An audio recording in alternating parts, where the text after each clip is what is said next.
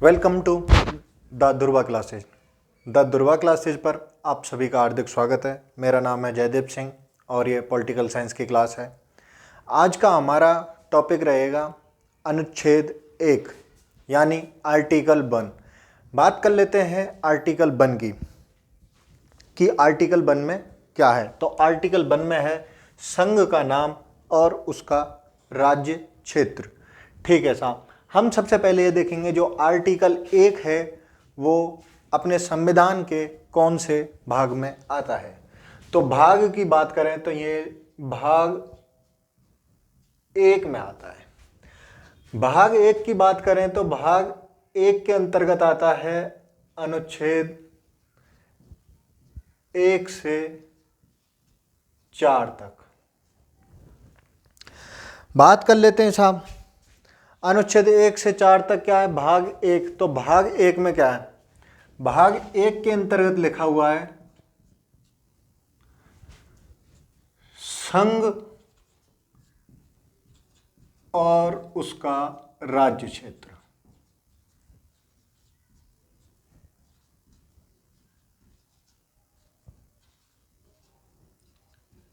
ठीक है साहब,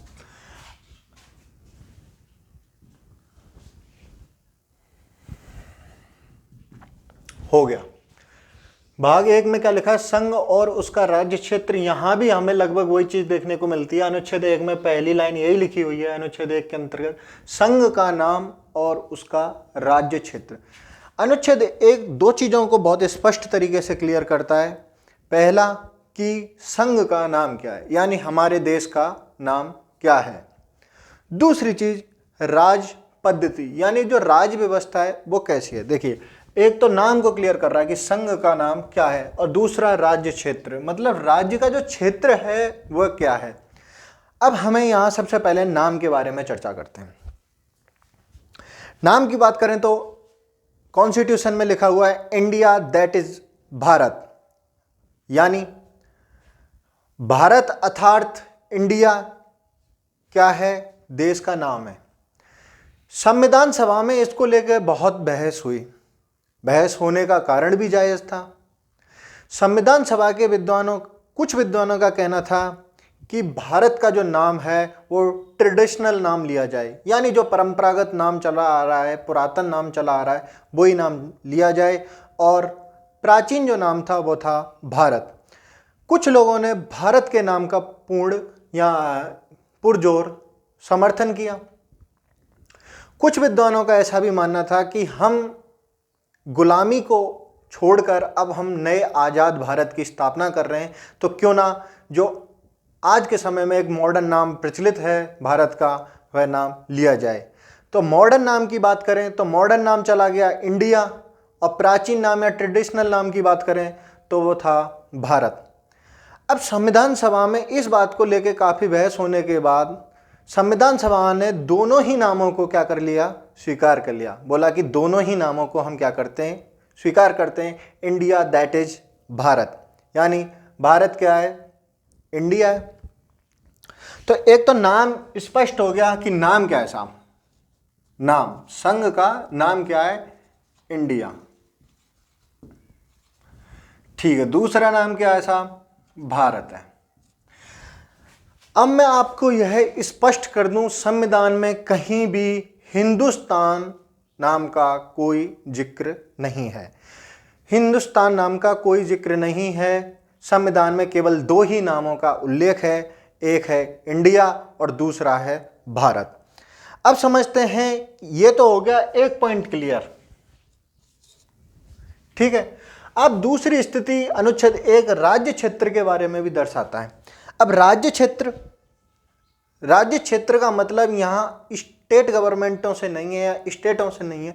राज्य क्षेत्र का मतलब है इंडिया कैसा है, इंडिया एक संघ है। संघ का मतलब एक अविभाजित राज्य। भारत खुद में ही क्या है, एक अविभाजित राज्य है। ठीक है साहब, अब हमें यहां चीजें कुछ देखने को मिलती हैं कि यहां पे कुछ स्टेटें और कुछ यूनियन टेरिटरी, यानी कुछ राज्य भी हैं और कुछ संघ शासित प्रदेश हैं। तो अनुच्छेद 1 में इसका स्पष्टीकरण यह है कि भारत जो एक राज्य है वह अपनी प्रशासनिक सुविधाओं के आधार पर, कि जहाँ जैसे प्रशासन करने की सुविधा होगी उसे क्या अंदर ही अंदर क्या कर लिया जाएगा, विभाजित कर लिया जाएगा, या उसके नाम रख लिए जाएंगे। केवल प्रशासन के आधार पर आपको नाम देखने को मिलेंगे, जैसे कि पंजाब, हरियाणा, राजस्थान, महाराष्ट्र, गोवा, मणिपुर, तमिलनाडु, तेलंगाना, कर्नाटक आदि जो भी नाम हैं, ये सब किसके आधार पे? प्रशासन के आधार पर आपको नाम देखने को मिलेंगे। बाकी का इंडिया क्या है? एक अविभाजित राज्य है या अखंड होने वाला राज्य है। ये किस चीज को दर्शाता है? दूसरा, ये दर्शाता है राज व्यवस्था को। ठीक है साहब। राज व्यवस्था की बात करें तो प्रशासनिक आधार पर, प्रशासनिक आधार पर इसको कितने भागों में बांटा गया साहब? वर्तमान स्थिति की बात करें तो 28 राज्य देखते हैं हम, और 8 केंद्र शासित प्रदेश हैं। पहले 9 थे, अब 8 हो गए। यूटी मतलब यूनियन टेरिटरी। अब हम देखते हैं यूटी और यूनियन टेरिटरी देख लिया हमने, 8 हैं वर्तमान में और 28 स्टेट हैं। नाम क्या हो गया? इंडिया और भारत। अब हम बात करते हैं भारत क्या है? एक संघ है। भारत क्या है? एक संघ है। ठीक है, अब इसका मतलब समझने की कोशिश करते हैं। भारत एक संघ है का क्या मतलब है? तो इसका सीधी सी बात यह है भाया कि भारत कोई राज्यों का समूह नहीं है। भारत कोई राज्यों का समूह नहीं है, बल्कि क्या है? संघ है। राज्यों का समूह नहीं है, बल्कि क्या है? संघ है। अब राज्यों का समूह नहीं है, संघ है, इसका क्या मतलब है? देखिए, संघ की व्यवस्था की बात करें या संघात्मक व्यवस्था की बात करें तो सबसे पहले जो संघ की व्यवस्था आई थी वो आई थी अमेरिका में। अमेरिका आजाद होता है ब्रिटेन से, और उस समय अमेरिका में 13 कॉलोनियां थीं। उन 13 कॉलोनियों ने मिलके या 13 राज्यों ने मिलके एक संघ की स्थापना की, जो बाद में कहलाया यूनाइटेड स्टेट ऑफ अमेरिका, जिसमें वर्तमान में कितने राज्य हैं? 50 राज्य हैं। प्रत्येक राज्य में से 2 सदस्य आते हैं चुनकर, और वह वहाँ की सीनेट में जाते हैं। अगर भारत के तुलना करें तो ऐसे समझिए कि भारत की राज्यसभा को वहाँ क्या कहते हैं? सीनेट कहते हैं अमेरिका में। तो वहाँ पे क्या हुआ? 13 राज्यों ने मिलके एक संघ का निर्माण किया। अब हम यहाँ देखते हैं कि भारत क्या है? एक संघ है। ठीक है, तो राज्यों का समूह नहीं है। तो हमारे यहाँ लगभग 600 देशी रियासतें थीं, लेकिन किसी ने भी क्या नहीं किया? समझौता नहीं किया कि सब आज़ाद हुए हों अलग अलग, और उन्होंने मिलके कहा हो कि चलो मिलके एक केंद्र का निर्माण कर लें। तो ऐसा भारत में नहीं हुआ। भारत में क्या था? पहले से ही एक केंद्र था, और उसने क्या किया? देशी रियासतों को अपने में मिलाया था। अब मिलाने की कई प्रोसेसें थीं, वो हमारा आगे का टॉपिक है, हम उसमें इसके बारे में अच्छे से चर्चा करेंगे। तो भारत क्या नहीं है? राज्यों का समूह नहीं है, बल्कि राज्यों का क्या है? संघ है। भारत राज्यों का संघ है। अब इसका भी मतलब समझ लेते हैं। भारत राज्यों का संघ है। अब संघ है तो क्यों है? लगभग चीजें तो देखने को एक ही मिल रही हैं। वहां 50 स्टेट हैं अमेरिका में, हमारे यहाँ फिलहाल 28 स्टेट हैं और 8 केंद्र शासित प्रदेश हैं। तो संघ का मतलब ये होता है कि एक जो सेंट्रल गवर्नमेंट होगी या केंद्र होगा वो कैसा होगा? मजबूत होगा, और किसी भी स्टेट को अलग होने का कोई अधिकार नहीं होगा। कल को कोई भी स्टेट ये कहे कि नहीं, हम भारत के साथ नहीं रहना चाहते, हमें भारत में रहना अच्छा नहीं लगता है, या हम अपनी खुद की एक सेल्फ गवर्नमेंट या स्वायत्त गवर्नमेंट बनाना चाहते हैं, तो यह अधिकार किसी भी राज्य के पास नहीं है। यही है मेन संघ का मतलब, कि सब स्टेटें किसके अधीन रहेंगी, संघ के अधीन रहेंगी। किसी भी स्टेट को संघ से अलग होने का अधिकार नहीं है। ये चीज़ें होती है कि अविभाजित चीज़ है कि इसमें से किसी को भी अलग होने का कोई ऑप्शन नहीं है। अब हो गया संघ। भारत है तो एक संघ, लेकिन साहब भारत में व्यवस्था कैसी है? अब संघ में क्या होता है कि संघ में सेंटरों के भी पास होती है पावर और स्टेटों के भी पास पावर होती है। हमारे यहाँ भी सेम चीज़ देखने को मिलती है, लेकिन व्यवस्था जो है भारत ने वो संघ होने के बावजूद संघीय व्यवस्था को अपनाया है। संघ मतलब अगर अंग्रेजी में बात करें यूनियन, और संघीय की बात करें तो अंग्रेजी में बोलते हैं फेडरल। हमने व्यवस्था कौन सी अपनाई है? फेडरल व्यवस्था को अपनाया है। फेडरल व्यवस्था की भी हम एक बार चर्चा कर लेते हैं। हालांकि हमने पिछली क्लास में इस पर चर्चा की थी कि संघ क्या है और संघीय क्या है। उसमें भी हमने बात की थी शासन प्रणाली एक संघात्मक होती है, एक एकात्मक होती है, कि जहां दो गवर्नमेंट हो, दो सदन हो, कठोर संविधान हो। ये सारी चीज़ें हमने पिछली क्लास में चर्चा कर चुके हैं। अब हम देखेंगे यहाँ कि भारत ने व्यवस्था कौन सी अपनाई है? संघीय व्यवस्था अपनाई है साहब। भारत राज्यों का संघ है और व्यवस्था कैसी है? संघीय व्यवस्था को अपनाया है।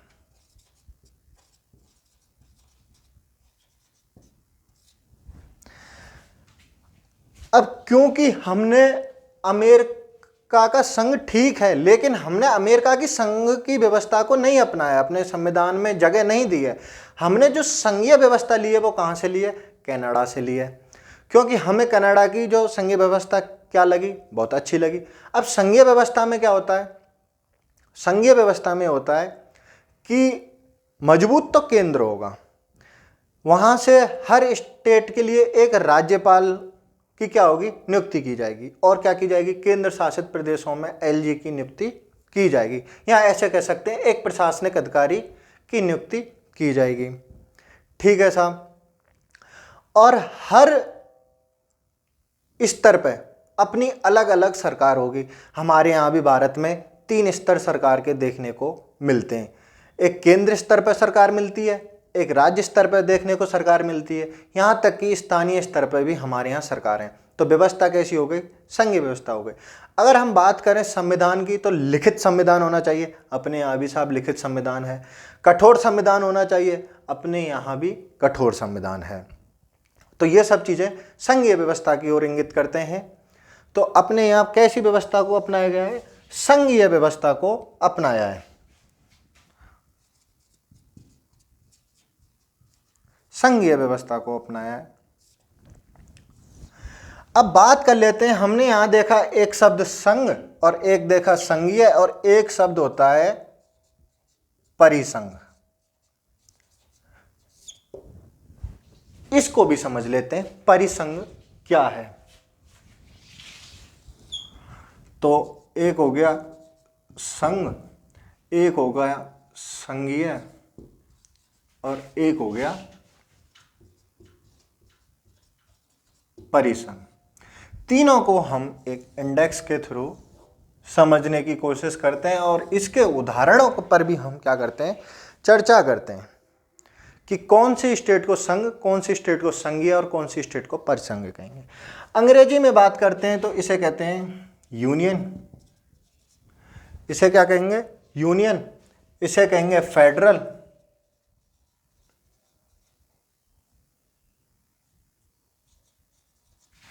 और इसे कहेंगे कॉन्फेडरल।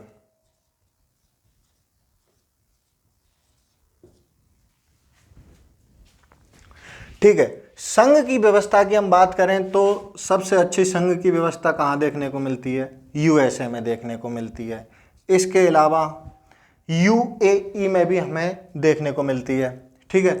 अगर संघीय व्यवस्था की बात करें तो इसके उदाहरणों में सबसे पहले हम ले लेते हैं कनाडा हो गया, भारत हो गया। ठीक है। परिसंघ की बात करें तो पूरा का पूरा यूरोपीय यूनियन हो गया। ये इसके उदाहरणों की बात हो गई। अब समझते हैं कि साहब इसमें चीजें होती कैसे कैसे। संघ का मतलब यह है कि उसमें जो स्टेट होंगी उनको क्या है, शक्तियां ज्यादा होंगी और केंद्र के पास शक्तियां कम होंगी। मतलब ज्यादा महत्वपूर्ण विषय किसके पास होंगे, ज्यादा महत्वपूर्ण विषय जो होंगे वो स्टेट के पास होंगे, यानी राज्यों के पास होंगे। जैसे कि हमें ज्यादा महत्वपूर्ण विषय अपने अगर बात की जाए तुलनात्मक राजनीति के हिसाब से अगर पूरे वर्ल्ड की, तो ज्यादा महत्वपूर्ण विषय राज्यों में कौन से देश के पास है, तो अमेरिका के पास है। अमेरिका के जो केंद्र सरकार है उसके पास तो कम महत्वपूर्ण मामले हैं और ज्यादा महत्वपूर्ण मामले किसके पास हैं, राज्यों के पास हैं, कुछ अपवादों को छोड़कर। ठीक है साहब। संघीय व्यवस्था में क्या होता है, ज्यादा महत्वपूर्ण मामले किसके पास होंगे, केंद्र के पास होंगे, और कम महत्वपूर्ण मामले जो होंगे या कम महत्वपूर्ण जो विषय होंगे वो किसके पास होंगे, राज्य के पास होंगे। ठीक है साहब। अब ये तीसरा कंसेप्ट क्या है, परिसंघ, उसे भी समझते हैं। परिसंघ का मतलब है कि सब देश क्या है, अलग अलग हैं, सबके पास स्वायत्तता है, सब स्वतंत्र हैं, लेकिन जब वो बात करेंगे लीडरशिप की या विदेशी संबंधों की, किसके साथ, अलग देशों के साथ, तो वह सबको क्या है, स्वायत्तता अलग अलग ना होके एक ही जगह रहेगी। इसमें केंद्र ना नाम मात्र का होता है। जैसे कि यूरोपीय यूनियन में लगभग 28-29 देश हैं। अब हर देश स्वतंत्र है, हर देश के अपने विदेश संबंध हैं, हर देश के अपना व्यापार है अलग अलग तरीके से, हर किसी देश का अपना एक अलग सिस्टम है, अलग राज्य पद्धति है, अलग राज्य व्यवस्था है। लेकिन बात करेंगे कहीं अलग तरीके से, तो सब लोगों को एक ही चीजों में देखा भी जा सकता है कि यूरोपियन यूनियन का ये क्या आया है, एक स्टेटमेंट आया है, हमने कई बार ये भी देखा होगा। लेकिन अगर इसमें केंद्र की बात करें तो केंद्र कहीं भी देखने को नहीं मिलता है, या है भी तो नाम मात्र का केंद्र है। हमें देखने को मिल सकता है कई बार कि हो सकता है जो कॉन्फेडरल है उसमें एक ही मुद्रा भी प्रचलन में हो, तो ऐसी चीजें हमें देखने को मिल सकती हैं। तो यहां हम लिख सकते हैं मजबूत केंद्र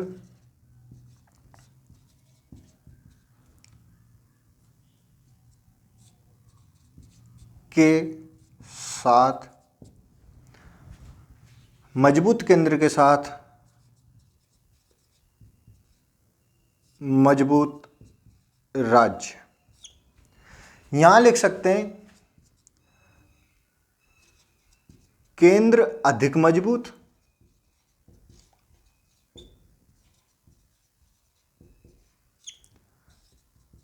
बजाय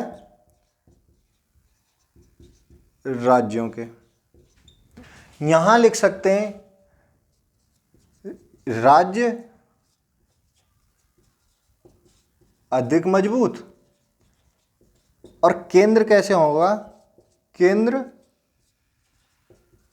नाम मात्र सा। अब हम विषयों की बात कर लें।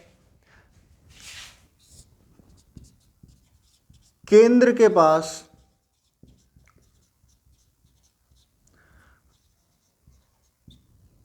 कम महत्व के विषय, अपवादों को छोड़कर। ठीक है। राज्य के पास ज्यादा, इधर केंद्र के पास अधिक महत्व के विषय, अधिक महत्व के विषय,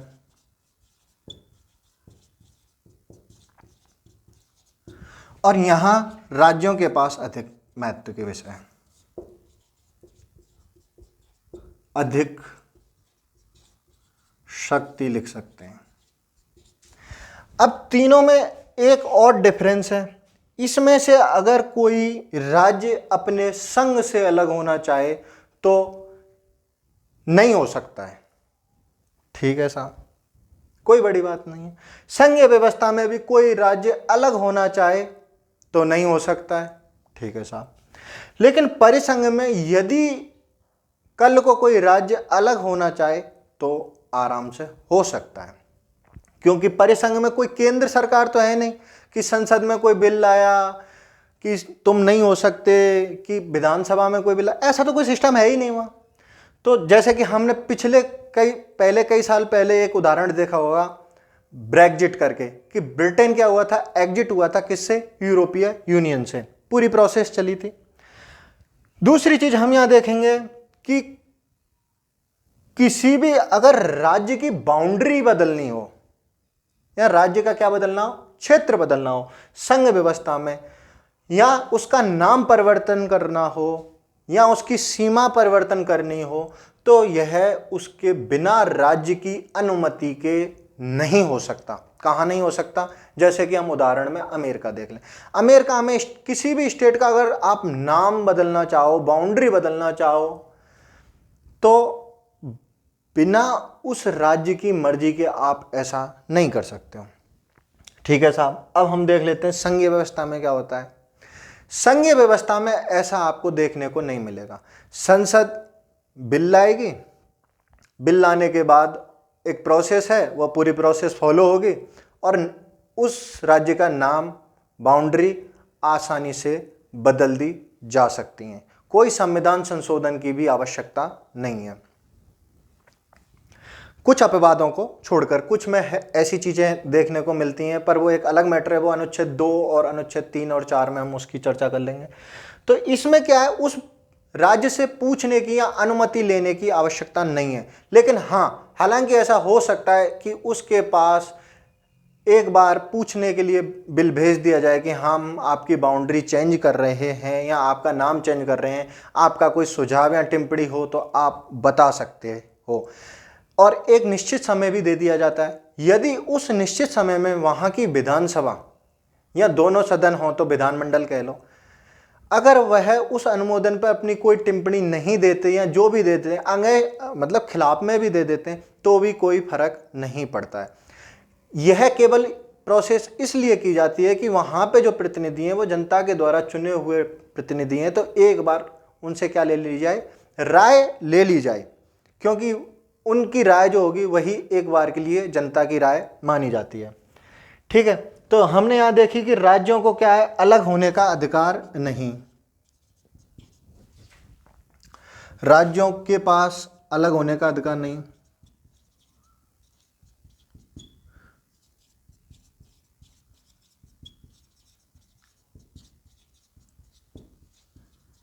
यहां भी अलग होने का अधिकार नहीं,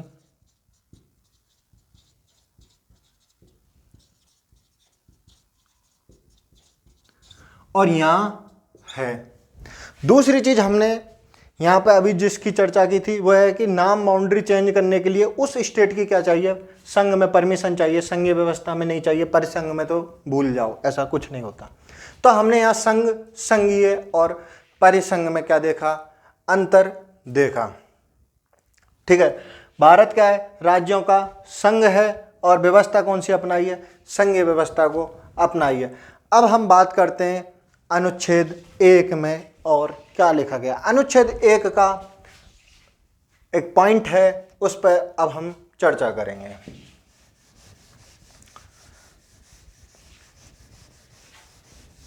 ये हमने यहां देख लिया, संघ, संघीय और परिसंघ में क्या अंतर होता है, यूनियन, फेडरल और कॉन्फेडरल में क्या अंतर है।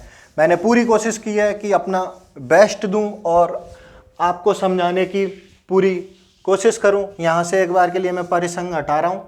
ठीक है, अब अनुच्छेद 1 में लिखा है कि भारत का जो राज्य क्षेत्र होगा ना, उसमें जितनी भी स्टेट हैं, ये सब चीज हैं, इसके बारे में वर्णन आपको कहां देखने को मिलेगा, अनुसूची 1 में देखने को मिलेगा साहब। अनुसूची 1 में देखने को मिलेगा क्या, राज्यों के नाम और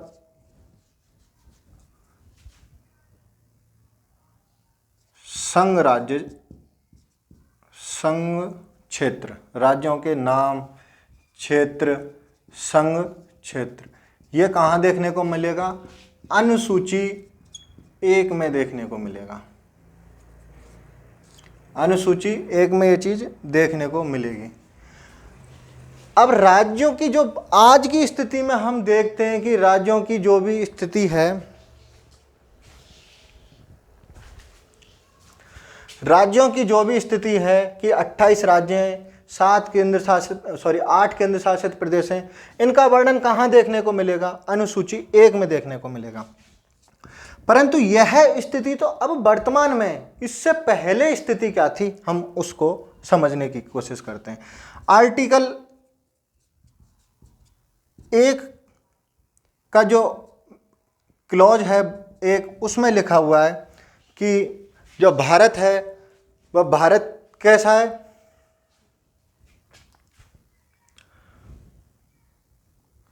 क्लॉज 1 में तो ये हो गया भारत राज्यों का नाम, ठीक है, भारत राज्यों का संघ है, ये हो गया।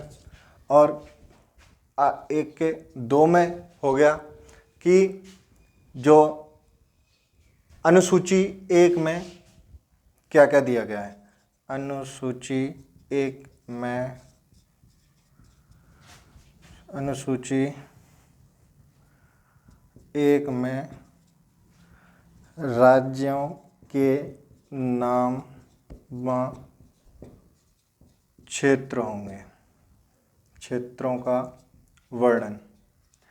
अब ये जो चीज़ है ना, ये जोड़ी गई थी 7वां संविधान संशोधन करके साहब। 7वां संविधान संशोधन 1956। अगर डेट की बात करें तो 1 नवंबर 1956, क्योंकि कई राज्यों का तभी क्या हुआ था, एकीकरण कंप्लीट हुआ था और भाषाई आधार पर राज्यों को क्या है, अस्तित्व में आने लगे थे। तो चीज़ों को, राज्यों के बारे में जो क्षेत्रों का जो वर्णन है, तो राज्यों और संघ क्षेत्रों का जो वर्णन है वह कहाँ मिलेगा? अनुसूची 1 में मिलेगा। ये चीज़ जोड़ी गई है 7वां संविधान संशोधन 1 नवंबर 1956 कह लो, या 7वें संविधान संशोधन 1956 में जोड़ी गई है। अब इससे पहले क्या स्थिति थी ये भी तो समझते हैं, ठीक है। तो तीसरे क्लोज में यह लिखा है भारत का राज्य क्षेत्र, भारत का राज्य क्षेत्र। अब भारत का राज्य क्षेत्र क्या है साहब? उसकी, भारत के राज्य क्षेत्र की 3 श्रेणियां थीं। भारत के राज्य की कितनी श्रेणियां थीं? 3 श्रेणियां थीं। आर्टिकल 1 के अनुसार या अनुच्छेद 1 के अनुसार भारत को उस समय 1956 से पहले की बात हो रही है, 1956 से पहले भारत के राज्य क्षेत्र की 3 श्रेणियां थीं। तो 1 में था राज्य क्षेत्र,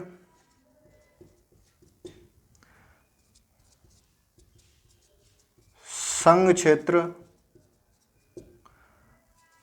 और भारत सरकार द्वारा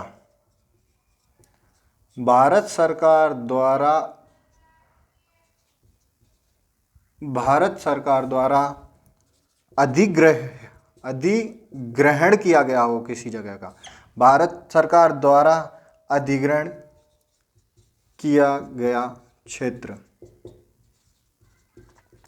मतलब उस समय भारत का जो राज्य क्षेत्र था ना, वो 3 आधारों पर विभक्त था। एक तो राज्यों में क्या आधार पर था कि राज्यों का कौन कौन सा क्षेत्र है। दूसरा, 3 आधार पर प्रशासनिक व्यवस्था थी। ऐसे समझिए कि एक तो राज्यों के आधार पर प्रशासनिक व्यवस्था को बांटा गया था, उसे जो राज्य क्षेत्र बोल दिया। यहाँ पर स्टेट गवर्नमेंट रूल करती है या स्टेट गवर्नमेंट का शासन होता है। संघ क्षेत्र वह क्षेत्र होते हैं जहां पर सीधे केंद्र का नियंत्रण होता है, ठीक है साहब। दूसरे और एक तरीके से समझते हैं, राज्य क्षेत्र वो हैं जो हमने आपस में देशी रियासतों से मिलाएं। संघ क्षेत्र वो हैं जो भारत सरकार ने क्या किया है, बाद में अधिग्रहण किया है, ठीक है। ऐसे भी हम इन्हें देख सकते हैं। अब तीसरे क्लॉज में लिखा हुआ भारत सरकार द्वारा अधिग्रहण किया गया क्षेत्र। अब साहब ये क्या चीज होती है, इसकी बात करें तो इंडिया क्या है, एक सॉवरेन स्टेट है, मतलब एक संप्रभु राज्य है। संप्रभु का मतलब आप सभी जानते हो, हमने पिछली कक्षाओं में इस पर काफी डिस्कस भी किया। संप्रभु मतलब अपने निर्णय लेने में क्या है, स्वतंत्र है। अब भारत का एक सॉवरेन स्टेट है या एक स्वतंत्र राज्य है, एक संप्रभु राज्य है, तो वह अंतरराष्ट्रीय कानूनों के हिसाब से किसी भी जगह को क्या कर सकती है, अपने कब्जे में ले सकती है, उस पर अपना अधिकार कर सकती है। अब अधिकार करने के तरीके कौन कौन से होंगे, हम उन पर भी चर्चा कर लेते हैं। अधिग्रहण का तरीका देख लेते हैं। अधिग्रहण का तरीका साहब, अधिग्रहण का तरीका, बस आपको यहां यह याद रखना होगा कि जो अधिग्रहण का तरीका होगा ना, वह अंतरराष्ट्रीय कानूनों के हिसाब से होगा। अधिग्रहण का तरीका। अब तरीके क्या हो सकते हैं?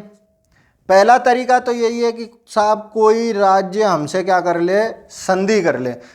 कल को उदाहरण के लिए ऐसे समझने की कोशिश करते हैं कि कोई भी देश आके अपने से क्या कर ले, भारत से क्या कर ले, संधि कर ले, यानी मतलब अपनी सॉवरेनिटी को या अपनी संप्रभुता को किसके लिए दे दे, भारत के लिए दे दे। तो वो किसका राज्य क्षेत्र में आएगा, भारत के राज्य क्षेत्र में आ गया। पॉइंट एक हो गया। दूसरा पॉइंट है कि लीज पे दे दे, कि कोई अपने किसी हिस्से को क्या कर दे, लीज पे दे दे। जैसे कि पिछले कुछ साल पहले श्रीलंका ने हम्बनटोटा जो द्वीप था या उनका जो पार्ट था, वो उन्होंने हम्बनटोटा करके एक जगह है, पोर्ट है बेसिकली बात करें तो, वो उसने चाइना को क्या दे दिया, लीज पे दे दिया था। तीसरा तरीका ये है कि बेच दे।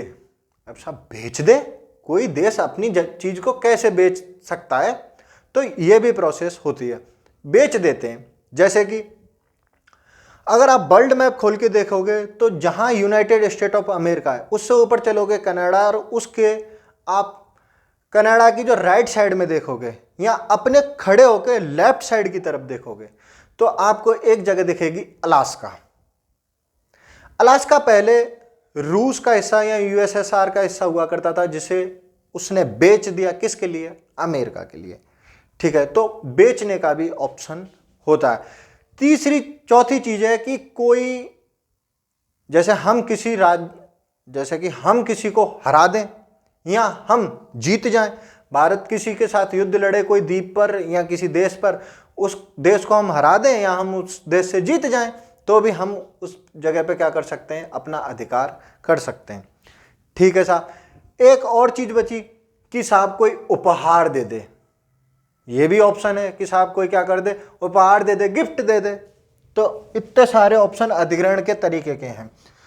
एक हो गया संधि, दूसरा हो गया लीज, उपहार, और साहब क्या बचा, बेचना, कि साहब कोई अपनी जगह को बेच दे। ठीक है, लगभग हमने ये चीजें देखी। पांचवा पॉइंट है युद्ध में जीतकर, तो हम उसे किस में मिला सकते हैं, भारत के राज्य क्षेत्र में मिला सकते हैं। भारत के राज्य क्षेत्रों में जो अनुच्छेद 1 का तीसरा क्लॉज है, उसमें यह लिखा हुआ भारत का राज्य क्षेत्र। राज्य क्षेत्रों को 3 आधारों पर बांटा गया था, एक राज्य क्षेत्र, दूसरा संघ क्षेत्र, और तीसरा था भारत सरकार द्वारा अधिग्रहण किया गया क्षेत्र। अब अधिग्रहण किस आधार पर कर सकते हैं, हमने वो तरीका भी देखा, संधि करके, लीज पे लेके, उपहार स्वरूप, या कोई बेच दे, या क्या हो जाए, भारत क्या है, युद्ध में जीत जाए। ठीक है साहब। 3 व्यवस्था तो हमने यहां देखी कि राज्य क्षेत्र की क्या है। अब हमने देखा कि आर्टिकल 1 के क्लॉज 2 में क्या था, कि अनुसूची 1 में लिखा हुआ है राज्यों के नाममात्र क्षेत्रों के वर्णन दिया गया है। अब यह चीज किस में जोड़ी गई, 7वें संविधान संशोधन में जोड़ी गई 1956 में। अब इससे पहले स्टेटों का क्या चीज था, स्टेट कितने भागों में विभाजित थे। तो स्टेटों की बात करें तो स्टेट की 3 श्रेणियां थी। स्टेट की कितनी श्रेणियां थी, ए, बी और सी श्रेणी के क्या थे, स्टेट थे। और एक डी श्रेणी थी, डी श्रेणी थी यूटी के लिए। ठीक है। अब वर्तमान में इस पद्धति को क्या कर दिया गया है, खत्म कर दिया गया है। अब केवल दो ही चीजें चलती हैं, एक स्टेट और दूसरी यूटी। यह सब प्रोसेस कहां हुई थी, 7वें संविधान संशोधन में हमने देखने को मिली। ठीक है। अनुसूची 1 में हम दोबारा देखते हैं। अनुसूची 1 में राज्यों के नाम क्षेत्रों का वर्णन है। अब उस समय राज्यों के नाम और क्षेत्र क्या थे वो भी समझ लेते हैं। तो स्टेटों को 3 आधारों पर बांटा गया था, श्रेणी ए, श्रेणी बी और श्रेणी सी। और यूटी जो थी, संघ का जहां डायरेक्ट या केंद्र जहां डायरेक्ट शासन करता है, उसकी एक अलग से श्रेणी थी। डी श्रेणी के राज्य माने जाते थे। लेकिन 7वां संविधान संशोधन 1956 करके जो 1 नवंबर 1956 से क्या हुआ, लागू हुआ, उसमें 2 ही श्रेणियां छोड़ी, एक स्टेट और दूसरी यूनियन टेरिटरी। आज आपको ऐसी श्रेणियां नहीं देखने को मिलती होंगी कि ये ए श्रेणी का स्टेट है, ये बी श्रेणी का स्टेट है, ये सी श्रेणी का स्टेट है, ये डी श्रेणी की यूनियन टेरिटरी है। ये सब चीजें आपको देखने को नहीं मिलती हैं। ठीक है। अब हम बात कर लेते हैं, भारत जब आजाद हुआ तो उसके बाद क्या भारत ने किसी राज्य को या किसी क्षेत्र को अधिग्रहण किया या नहीं किया? तो मैं आपको बता दूं, भारत ने आजाद होने के बाद कई क्षेत्रों को अपने में मिलाया, जैसे कि दादर एवं नागर की हवेली। ठीक है। यहां लिखते चलो, अधिग्रहित क्षेत्र में एक दादर नागर हवेली, दूसरा साहब दमनदीप, तीसरा गोवा, चौथा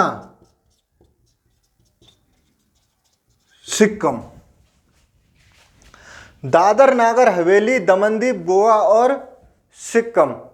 इसके अलावा एक और बच गया, वो है पुडुचेरी। अब भारत सरकार ने इनको कैसे अधिकृत किया, इसके बारे में तो हम देखेंगे अगली क्लासों में, क्योंकि इसकी एक पूरी प्रोसेस है कि दादर नागर हवेली पर कैसे भारत सरकार ने अपना कब्जा किया, या दमनदीप या गोवा को अपने में कैसे मिलाया, सिक्किम ने कैसे भारत के साथ समझौता या संधि की, कैसे अपनी सॉवरेनिटी को भारत के लिए दी, या पुडुचेरी के साथ क्या हुआ, इसके बारे में तो हम अगली क्लास में बात करेंगे। लेकिन हम यहाँ एक चीज और देखते हैं जो कि वेरी वेरी मोस्ट है। ठीक है।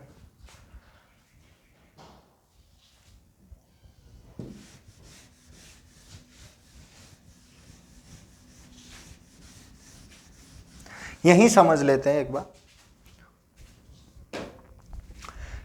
कि संविधान की दृष्टि में सभी राज्य क्या हैं, समान हैं। लेकिन अगर बात करें तो संविधान के भाग 22 में जाकर, ठीक है, कुछ राज्यों को क्या है, विशेष राज्य या विशेष छूट दी गई है। जैसे कि साहब उसमें क्या क्या, मतलब कौन कौन से राज्य हो सकते हैं, जैसे कि महाराष्ट्र हो गया, गुजरात हो गया, कर्नाटक हो गया, ठीक है, तमिलनाडु हो गया, तेलंगाना हो गया, आंध्र प्रदेश हो गया। ठीक है। इसके अलावा सिक्किम हो गया, मणिपुर हो गया, मिजोरम हो गया और असम हो गया। इन राज्यों को क्या है, विशेष छूटें दी गई हैं।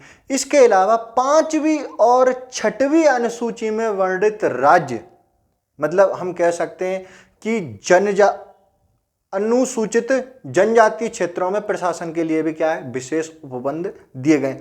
हालांकि सभी समान है, लेकिन कुछ के लिए क्या दी गई है, विशेष छूट दी गई है। विशेष छूट किन के लिए दी गई है वो मैंने आपको अभी बताया। 6वीं अनुसूची की अगर हम बात करें तो अनुसूचित जनजातीय क्षेत्र जैसे कि असम, मेघालय, त्रिपुरा और मिजोरम, ये जो 4 स्टेट हैं, इनमें भी कुछ प्रशासनिक आधारों पर क्या है, विशेष छूटें या विशेष प्रशासनिक तरीके से शासन करने की व्यवस्था दी गई है।